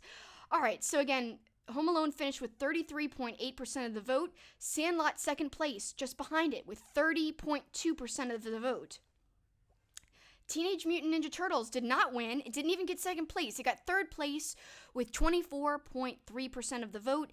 And Mrs. Doubtfire came in last. How could this be? Again, this was tough, though. These are all difficult choices here, all very popular movies. Kids love these movies. Kids would, like, go to battle for these movies. Mrs. Doubtfire only got 11.7% of the vote. And yes, there's a great picture of the tarantula on Marv's face from Home Alone. Hell no, can't believe he had a real spider on his face at all Nicholas. Yeah, I know. Totally creepy. I would never do that. And you could see the brick. I'm not the brick. I'm sorry. That's from Home Alone 2, which is my favorite Home Alone. But that's the iron that was dropped on him. You could see it on his face. And then we've got heel Kelsi rooting for, that's what Claus is saying, that I'm being a heel because I was rooting for one of the movies secretly. Yeah. I'm evil. All right, so Dre is very excited and happy that Home Alone won. Zach is not shocked. And Nails is shocked that Doubtfire is last, which I am too, to be honest. But, you know, Sandlot really upset a lot of movies, and it even upset Mrs. Doubtfire here in a way by beating it and forcing it into third, well, to the last place, I'm sorry, because Sandlot took second, TMNT took third. That left only one place for Mrs. Doubtfire last. How could that be? I just can't even believe this. A lot of people are surprised in the chat here, but at the same time, they're not surprised that Home Alone took the final prize because, you know, poor Mrs. Doubtfire. That's what Kat's saying in the chat, like, poor Mrs. Doubtfire. Shocked that TMNT got less votes than The Sandlot. I know! Because, like, Ninja Turtles was a huge thing. Not only the movie, but the cartoons. Like, so all the Teenage Mutant Ninja Turtle love, how did that not overcome Sandlot? People love Sandlot, apparently. And apparently, I don't love it enough. I don't know. I like it, but, like, I don't like it that much. Let's look at more gifts here. I've got a whole bunch, and I've got quotes. So this is going to be, like, our final wrapping up of the chat. We're going to go through some gifts, some quotes, and then after that, I'm going to tell you guys some more 90s things I'll be talking about, and that I already have talked about. So stay tuned just a little bit longer, but this has all been a lot of fun. I appreciate you guys sticking with me in the chat. Kat says all amazing movies here in the final, and a lot of good ones all throughout the poll in general, at least in my opinion. A lot of fun. Again, though, it sucks to have to leave any off, and we did leave a few off, but, you know, there's always time to cover some of these in the future. All right, so let's get to the gifts and the quotes. Firstly, we've got Mighty Ducks, of course, and we did this the other day. Quack, Quack, quack, quack! Ducks fly together. Some of my favorite stuff right there. As you can see, that's the funny thing. Those kids you see on the screen doing that thing to the glass with their mouths, that is Goldberg from Mighty Ducks, the character Goldberg. And actually, that other actor is the actor who played the main character in Heavyweights. So he was in Mighty Ducks and Heavyweights, as was the actor who played Goldberg. He was also in Heavyweights. Cool connections there, for sure. I love the connections between these movies, and I know you guys have heard me say that many times. All right, let's give some love to Sandlot, even though it's not my favorite. A lot of people sure do love it. And of course, the two quotes that come to my mind are forever, forever, and you're killing me, Smalls. And those are the two most popular, most iconic quotes, but there's a lot of great iconic scenes in that movie for sure. It's just, not my very favorite, but still worthy of being included in this poll, and no surprise that it wound up in the finals. All right, now what do we have next for gifts? Let's see here. Come on and slam, and welcome to the jam. Come on and slam, if you want to jam. Slam, jam, whatever. There's my bad singing. Jackson's looking over perplexed at me. What are you doing? He's like, I wish you'd stop singing, please. That's what he said. I think he's saying. You agree? Yeah, I'm sorry, Jax. Just a little bit longer.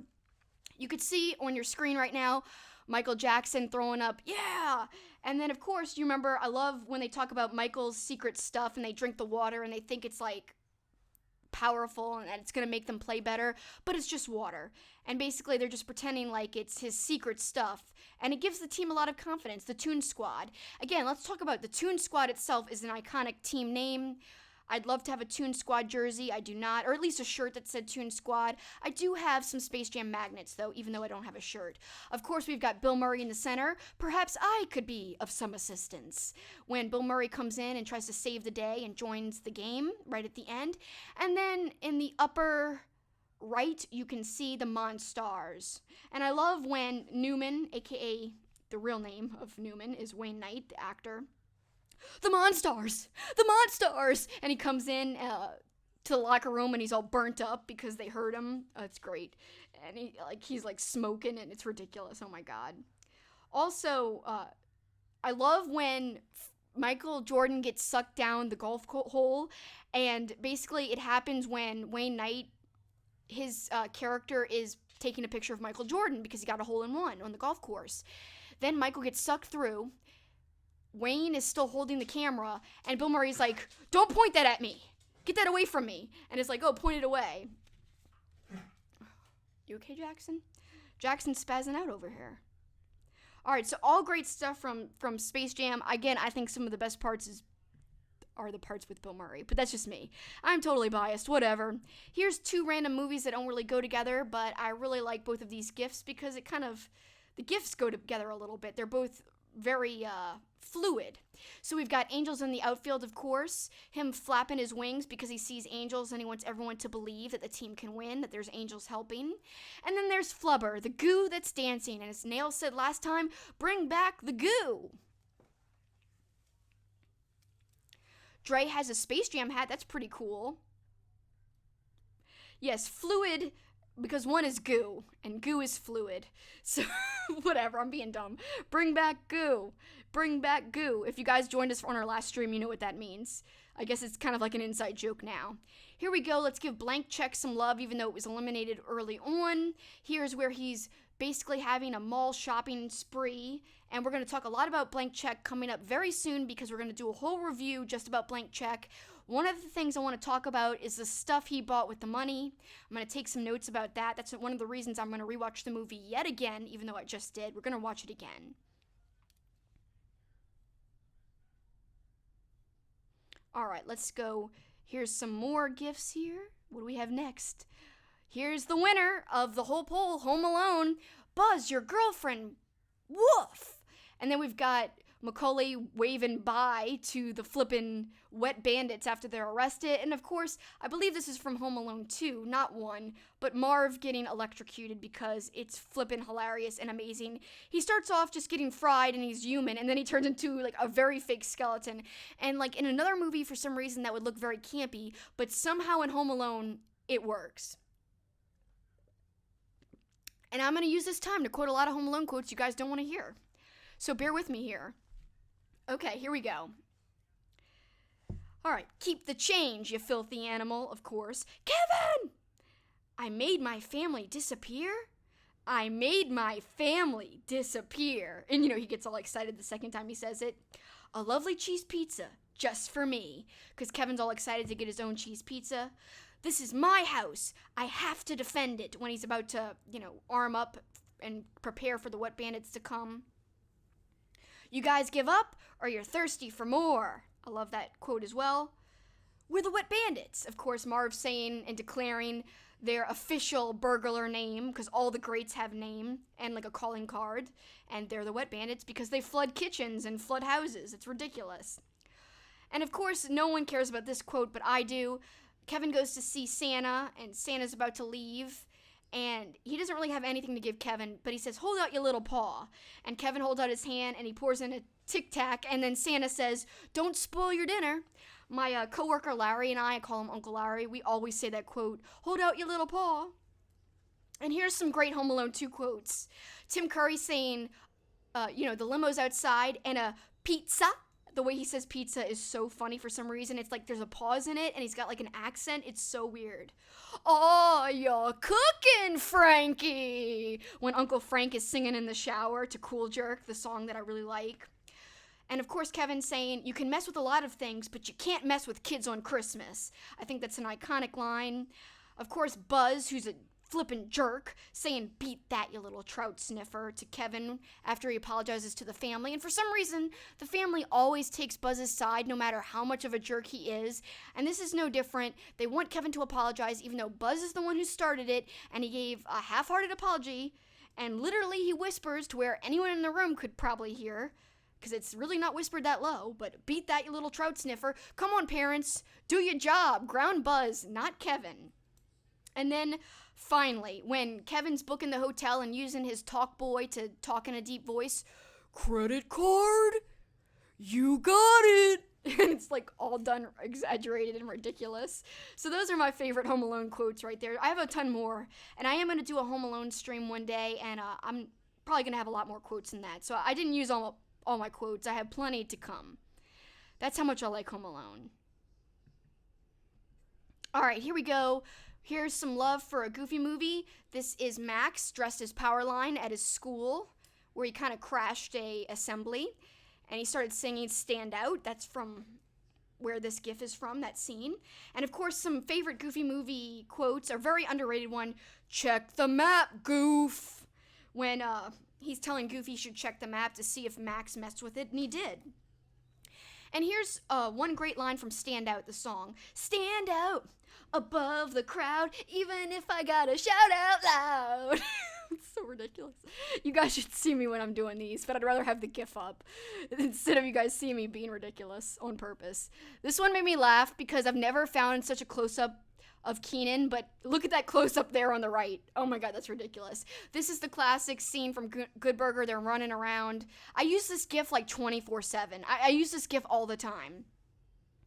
And I don't even think do I have any quotes from Good Burger? Not really. I just have why and look, I'm Grape Nose Boy. Bloobity bloobity bloobity bloobity bloobity bloobity bloobity bloobity bloobity bloobity bloobity bloobity. That's pretty ridiculous. And of course, I think my favorite part of Good Burger, ooh, water, ooh, water, ooh, water, ooh, water. When Keenan's pretending to be an old woman and he's like screaming for water. I can't even do it justice. Oh my god, that part makes me cry. Oh my god, and Nails just reminded me of a great, of course, why didn't I put this on the list, but she reminded me of a great Home Alone 2 quote. You've been smooching with everybody. Mo with the gimpy leg, Bony Bab. And he's got a whole bunch of other ones. And I like how, one of the guys is the same name as the security guy, and he's like, no, it's not true. It's so awesome. God. You've been smooching with everybody. I could smell you getting off the elevator. That's a terrible impersonation. When Rob goes shopping, Nails says, "Bring me back something French," like the neighbor kid who basically they count as Kevin in the first Home Alone. And when they leave without the neighbor kid, that's when he says, "Bring me back something French." I think that part's pretty great. He's just like putting his nose into the van and checking out all of the kids' toys. That's kind of ridiculous. That kid has some nerve. But again, he's a kid. He doesn't know any better, I guess. That gif on the right is horrifying. I know. It's Keenan. I don't know. They made it look more absurd than on the left. It's like they super zoomed in because his voice is ridiculous. Good Guy Dave says it's horrifying. Kat says, "You are truly entertaining, a happiness boost." Oh, I love you, Kat. Always interacting with you is a happiness boost for me. And also doing my little voices. I have a lot of fun with my stupid voices. All right, here we go for heavyweights for a quote that no one will know, but I will say the quote, and you guys won't even care because it's not a popular quote. "Oh, look, a deli meat," and it pops up. I don't know why that quote always makes me laugh. "Oh, look, a deli meat." Just the pause and the way he says it, the bounce that the meat does when he snaps it. It's, for some reason, that part always sticks out to me, and it makes me laugh a lot. And of course, attention campers, lunch is canceled due to lack of hustle. I can't even do a good Ben Stiller, but that's my best try. All right, and this is probably one of my favorites here in terms of quotes. "Rufio, Rufio, Rufio." I always exaggerate way more than they do. But of course, I love the interaction between Peter Pan, aka played by Robin Williams, and Rufio, where basically Rufio is handing over like the leadership reins to Pan again. Because basically Peter has become Pan. Finally, he's learned to do all these things, and this is what they say to each other. Rufio says, "You are the Pan. You can fly, you can fight, and you can..." And then Robin Williams goes, "Wait, I'm sounding like a chicken. I did it earlier so good. I was doing it earlier to Jackson to see if he would freak out, and he did. He did the little head tilt, and he was like, "What are you doing, Kelsi?" But it was, I'm sounding like a rooster. I can't even do it. Holy shit. Pardon my French. I'm just so bad. I did it earlier. Why can't I do it now? Oh my god, I can't do the crow. Well, anyway, the whole point is you can fly, you can fight, and then he crows, so you can crow. And then all the Lost Boys begin to crow, and they start doing this. And of course, another great quote from Hook, "Bangarang, you're doing it, Peter," when they're at the feast, and the little kids are like, "You're doing it, you're imagining it, you're remembering," and stuff. It's a lot of fun. And of course, okay, speaking of the feast, I found online a recipe for a flippin' Hook pie. It looks just like the pies in the movie, like fake colors. So the one I found was a coconut cream pie, but they literally said you can make any kind of filled pie you want. So I'm gonna make a custard pie, but I'm gonna replicate this pie for my other like 90s countdown movie lists. So basically, we've got one about food. I will make this pie, and I will show it to you guys, and hopefully it turns out good. Basically, it doesn't matter what the pie is filled with. The colors look exactly like the pie on the table in the Hook food fight imaginary food scene, or feast scene, if you want to say. So yes, look out for that. I will have a fake-looking pie, but it'll be real, and I'll be eating it and showing it on camera. I'm very excited. Nail says she needs to see it. I'll probably post the recipe. Again, it's for coconut cream, and I'm going to make a custard one instead. But again, the topping will not be affected. It'll be however the topping is made in the recipe. I'll do that in actuality. I'll replicate that. Okay, let's just look at the chat before we wrap up. This has been so much fun. I hope you guys liked the results of the poll. That video was a really long time in the making, so super pumped. People are saying they actually remember the heavyweights deli meat quote. It isn't just me. I just really like that quote for someone. Nail's saying she's betting that Jackson's been looking at me like I'm crazy. Luckily, when I tried to crow and I sounded like a rooster more than Peter Pan, Jackson was not in the room. But I crowed like Peter Pan earlier, and Jackson did the head tilt. Like, what are you doing? Ah. It was great. Then I did it a few more times and he didn't do the head tilts anymore. So I was like, man. So yes, that was a lot of fun, guys. I will send you the recipes, Good Guy Dave, for the pie. In fact, that's the only recipe I think I found. I might have some other food items with me for that other countdown list. So stay tuned. It'll be a lot of fun. Again, quickly before we wrap up, let me tell you about some things I don't want you guys to miss. So, if you guys remember, we didn't just do this poll video. I have one other video out where I gave my personal top 10 list of my top 10 90s family movies. Again, which movies made the list? Well, you can see it by looking at the last video. Well, I will say that it's the second to last video on my Twitch. I did that last Thursday. And then also, you can find that on my YouTube channel as well because it's archived on there. I just posted it yesterday. So again, Super Kicking It with Kelsi. You will be able to find that top 10 favorite 90s family movies countdown list there. And we had a lot of fun. And tonight we didn't do much movie facts. We did some, but not hardly any. On that top 10 list movie stream, I gave a lot of facts. I said whatever year the films were from. I gave a whole bunch of rating information, like, what movies were rated what. A lot of them were rated low, spoiler alert. But yeah, and I also gave some tidbits about the movie itself. So I am really excited about that. If you haven't seen it, if you missed that one, please check it out, guys. It would mean a lot to me. I had a lot of fun putting that one together. And you guys, most of you guys were in the chat for that one too. So thank you guys for being with me for that too. And finally, I did another countdown list about 90s kids movies, but it wasn't a stream. It was on my blog. And you could find my blog again at KelsiExplains.com. I plugged it earlier. There is an article. If you click on the blog link, if you go to that site, click on the little tab that says blog on the drop-down menu. Then when you get to the blog page, scroll down, and this should be the first post I did. Actually, the second post I did. Top 5 actors in 90s family movies. And this is the thumbnail. So when you see this thumbnail, click on it. And there I have all my top 5 rated actors, and I've got a couple honorable mentions. And I explain why I chose who I chose. There's pictures.